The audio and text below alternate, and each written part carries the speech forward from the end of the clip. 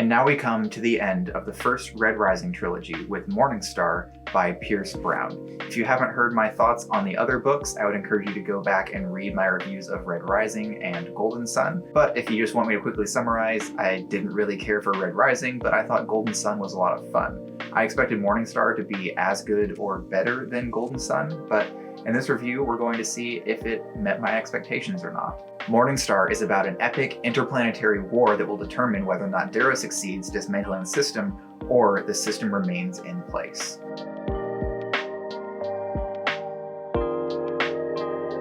I've already said about all that I can regarding the presentation of the Red Rising trilogy. All the books are roughly the same. The interior and exterior are very nice. I like the covers of these books. I like the color schemes as well. It's really easy to recognize them on somebody's shelf. If you are a fan, you probably knew before I even started reviewing these books that they were on my shelf because of the red, gold, and blue color scheme that they have, and I can recognize them on any other booktuber shelf.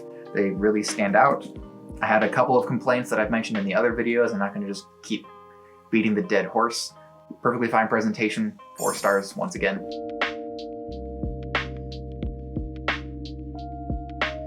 So let's talk about the plot of Morningstar without getting into any spoilers because I keep my reviews spoiler free. But the plot of Morningstar was about what I expected. I fully expected this to be the epic war and series of missions that lead to the conclusion of what Darrow started in Golden Sun. And I pretty much got what I expected from the book. I'd say it roughly met my expectations. If not, it was slightly below them in some regards. There are a lot of twists and turns in this book, some that I didn't expect, some that I saw coming from a mile away.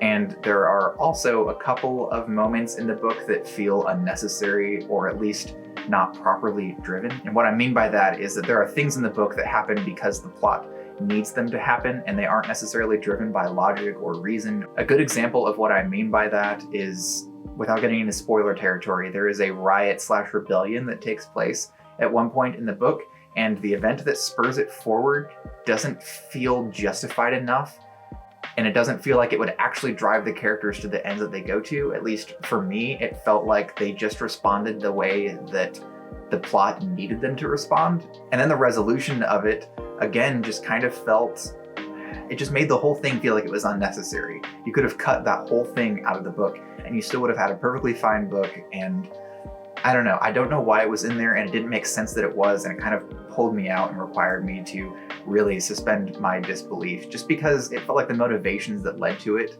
weren't really there, and I didn't have enough build up to that moment for it to be justified in the story. The only thing that really justified it was the plot wants this to happen and therefore it's going to happen. And that happened a couple of times in this book. It's a problem that we had in Red Rising and a little bit in Golden Sun, although to a much lesser degree than we had it in Red Rising. But then in Morningstar, I expected it to be done with because his writing has improved so much.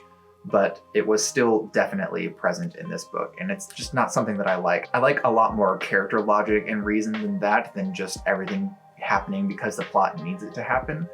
And especially for that scene, it just didn't feel earned, and I wasn't able to say, oh, this is an obvious consequence of X, Y, and Z. It was just a consequence of Z, and I had nothing leading up to that, and Z didn't feel like enough to create the problem that we started facing at that point in the book. For this to happen in Morningstar was pretty jarring because the stakes are so high throughout the book. So for everything to shift based on the whim of the plot rather than on characters and natural consequences really sucked. I say everything. It wasn't really everything. It was a few instances, but it was enough that it kind of pulled me out of the book and made me start to think that there weren't really going to be natural consequences for certain actions. There were just going to be consequences when the plot needed there to be, and sometimes those consequences weren't going to feel natural or like justified results of people's actions. Additionally, the ending of this book was disappointing. The ending of Morningstar just didn't really meet my expectations at all. Not in the sense that I just don't like the ending that Pierce Brown chose, more so that it felt anticlimactic and rushed. I'll get into this more when I talk about the pacing, but the ending of Morningstar just really let me down. Now, don't get me wrong, there were some really cool moments in the ending of Morningstar, some things that I almost cheered out loud for. There were some cool things in there, but in the end, the ending of Morningstar just, it didn't really sit right with me, and it felt very rushed, and then the book was just over. Not in the sense of, oh, I really wanted more, but just in the sense of, oh, that was how this ends. That was it. That was all that there was. And that was pretty disappointing for me, honestly. I expected something a lot more epic than what I got, and I feel like Golden Sun had a more epic and intense ending than Morningstar did. And I don't know, I just wanted more from it, and I was let down by Morningstar. In the end, I'm gonna give Morningstar's plot 3 stars. It mostly met my expectations, but in some ways was below them. It never really blew me out of the water, but there were a couple of cool moments here that had been built up to for a while. It just boils down to being a roughly average plot for me. And don't get me wrong, Morningstar was fun. There was a lot of fun to be had here, but that's not really what I'm rating in this regard. Okay, so let's talk about the world. Pierce Brown's world has been interesting me from the first book. I didn't even like the first book all that much, but I think I rated the world as being 4 stars or so in that book as well, just because he's built something really cool here that I want to explore more of.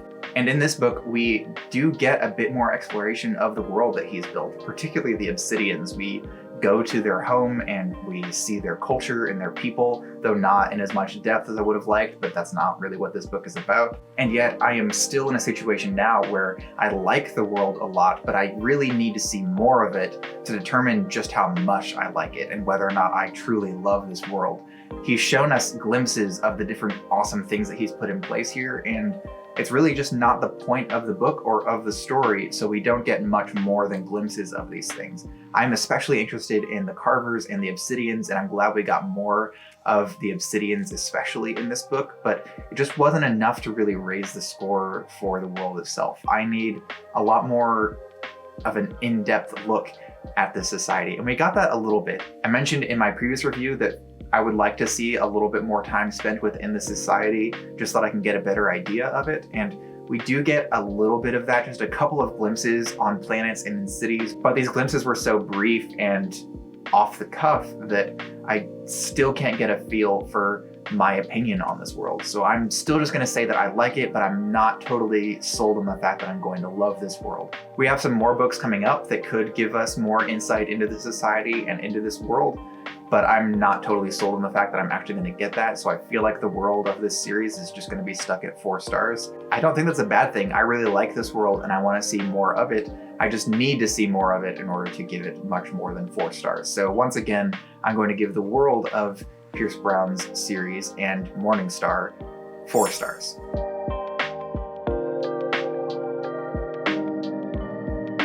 As much as I like the world, I also am starting to appreciate Pierce Brown's world building. It is definitely a lot better than the exposition heavy world building that we got in books like Red Rising that really stood out to me and could be jarring at times. Instead, we get a couple of mentions here and there about the world and how things function, but even then it's kept very limited because that's still not what this book is about. This one in particular is focused on the war itself.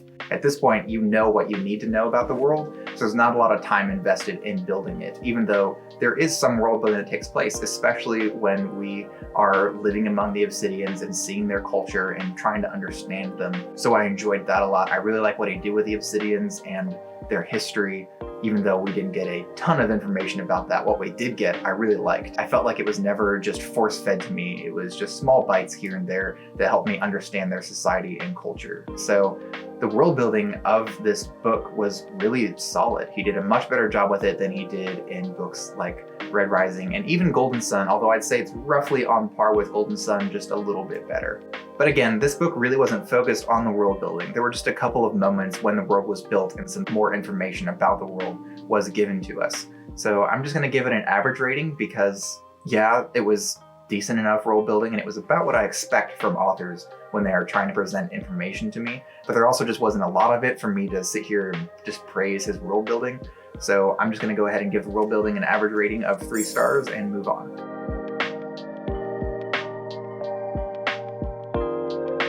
All of the characters in this are a lot stronger than they have been in previous books, although they were pretty strong in Golden Sun.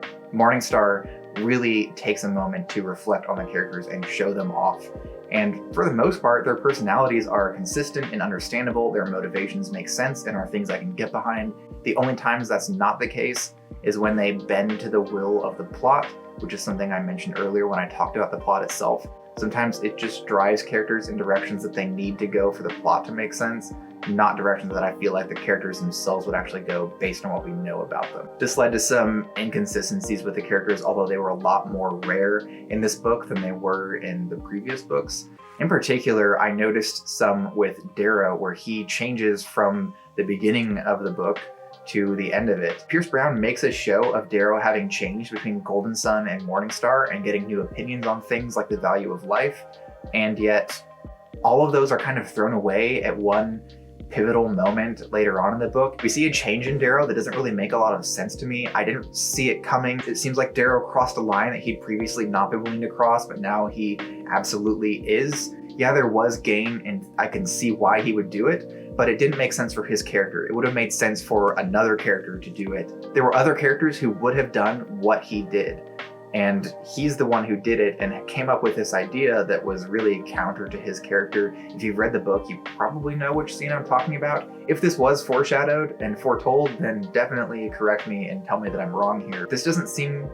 like something that he would do. This feels like a line that he's previously said that he won't cross, and even in this book condemned someone else for crossing, but now he's doing it because reasons. I really didn't like that, and there's a couple of smaller inconsistencies throughout the book in the personalities, but this was the biggest one for me, and it seemed like Darrow was just doing something that the plot really needed him to do, and so his character changed in order to execute that action, and that was problematic for me. To reiterate though, the characters in Morningstar have come into their own and are much more well written than they were in Red Rising and even Golden Sun. They have their own unique voice and personality that is mostly consistent throughout the book, and I have a couple of new favorites, although Severo is still my number one. I really found myself liking Mustang and Sephi in addition to Severo in this book. And Ragnar, of course, is still my second favorite character in the Red Rising trilogy.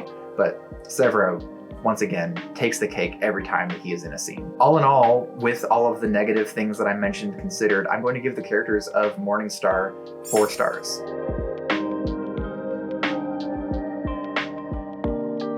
Pierce Brown's writing is still improving, and I feel like it is increasing in quality over each book, which is roughly what you would expect from any writer, really.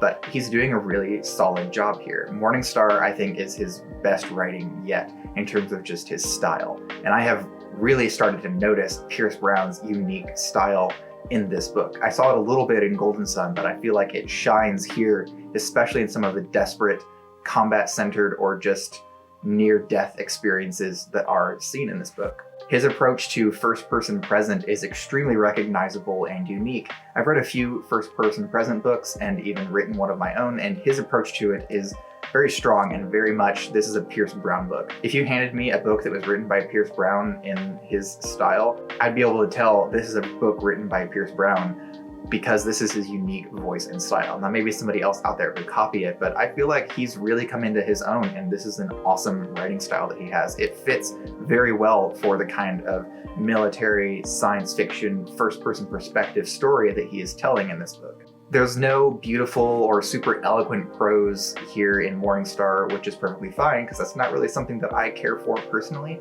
but there are some really interesting descriptions that stand out to me. There's a description of someone's eyes reflecting ships exploding directly in their view. It's a dramatic and really powerful scene, and I have always been able to picture what Pierce Brown is trying to show me, even from Red Rising, but in Morningstar, and especially in this scene, the way that he painted these pictures for me was really beautiful. He did a great job of it. But that's the praise I have for the writing. Now I have to get into the negative, and there's one thing that is a pretty big sticking point for me. Now, this is an extremely subjective opinion. This is something that I'm sure some people really like and enjoy about his writing.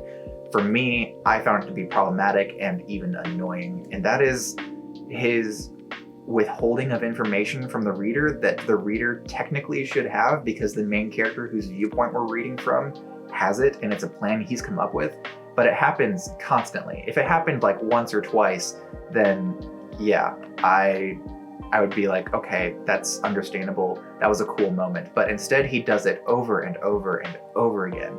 I think it probably happened in Red Rising, but I know for sure that it happened in Golden Sun a couple of times and I had to roll my eyes. And it happened a lot in Morningstar. And every time it happens, I just stop and go, well, now I feel like everything that I experienced before has been undercut, right? I didn't know that this was happening, and my experience isn't enriched for not having known that this was coming. Instead, now I feel like every other high stakes situation in the future might not mean as much because for all I know, Darrow has a plan that I don't know about and he's gonna find a way out of this one. I know there are people who are gonna disagree with that, but it feels like things come out of nowhere and things happen just because Darrow wanted them to happen. And he had this plan all along that you, the reader who's inside Darrow's head, didn't know about. And it didn't sit well with me the first time it happened, and then when it happens again and again and again throughout the book, it's just frustrating and really annoying. I was never all that impressed by it. I feel like I would have been more impressed if I had known what Darrow had planned, because I would have been able to sit there going, these people have no idea what's in store for them, but I know, and Darrow knows, and he has a backup plan that when he reveals it, it's gonna be awesome. I would have preferred that over being kept in the dark and then having the big reveal happen and thinking, oh, okay, well, I guess there weren't actually any stakes throughout these scenes. Whatever. Yeah, that's a really big sticking point for me, actually. And yet, it's not enough to dock more than 1 star, so I'm going to give the writing of Morningstar 4 stars in total. It was really solid writing from beginning to end. There's just a couple of habits that Pierce Brown has as a writer that don't sit very well with me.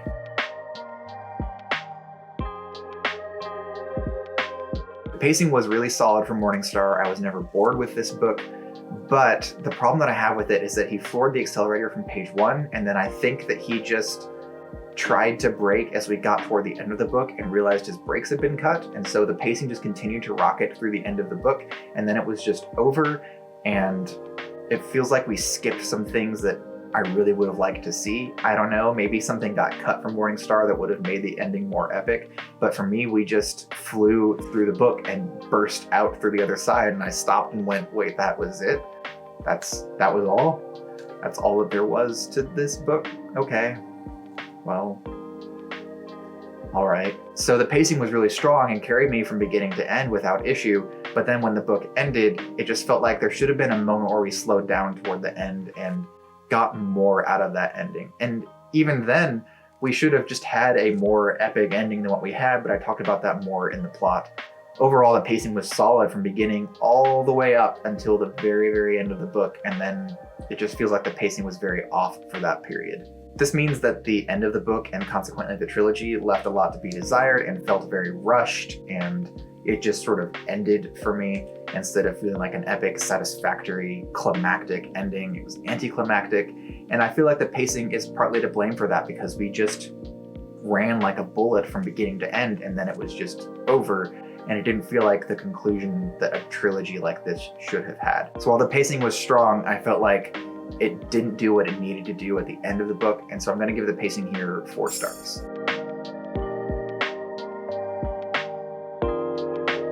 The final book in the Red Rising trilogy, Morningstar, had some really strong points for me. There was a lot that I enjoyed about this book, and it was definitely a fun read. But there are moments that really fell flat for me in this story, especially with the plot and some of the plot beats that he had, and the storytelling habit that I said especially is going to lower the overall score of this book considerably. I enjoyed Morningstar for the most part, other than the ending, which kind of just fell flat and did not meet my expectations at all, and didn't feel like it culminated in what had been set up through the trilogy. It feels like there were much more epic battles in the book before the ending, so the ending just wasn't enough for me. All of that said, I'm going to go ahead and give Morningstar 3 stars total. I was going to give it 4 originally, but I feel like 3 is a lot more honest, and in truth, I definitely enjoyed Golden Sun more and have more respect for Golden Sun as a whole, especially for its ending. So 3 stars to Morningstar, the conclusion of Pierce Brown's Red Rising trilogy. Now, don't think that I didn't like this book. I did like it, and it was definitely a strong story, definitely better than the Red Rising book, but it just It filled in with my expectations in certain ways that really matter, especially for the conclusion of a trilogy, and I just don't feel like it was the strongest entry in the first Red Rising trilogy. I know that giving this book 3 stars might be disappointing if a fan of the trilogy happens across this review. If you do, I'm sorry, I'm just being honest and it's my subjective opinion. If you think it's a 5-star book, that's awesome.